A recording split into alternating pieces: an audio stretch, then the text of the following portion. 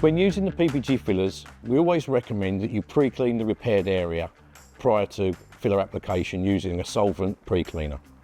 Secondary to this, best practice is when mixing the filler up, you apply the filler to the repaired area, then remove it before it is cured. This pulls all of the dirt and dust from the bottom of the scratches in the substrate, keeping the repair really clean and minimising the amount of pinholes that you might get in your filler.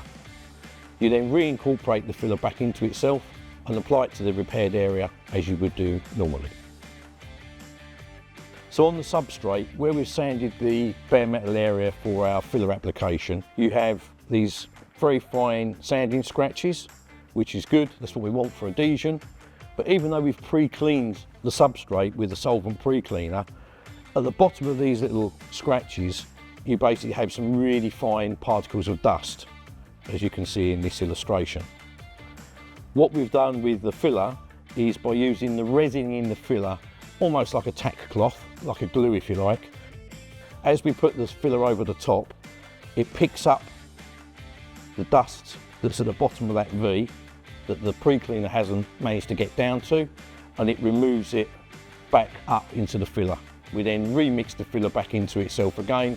That fine particle of dust is fine in the filler mix, but we don't want it trapped to the bottom.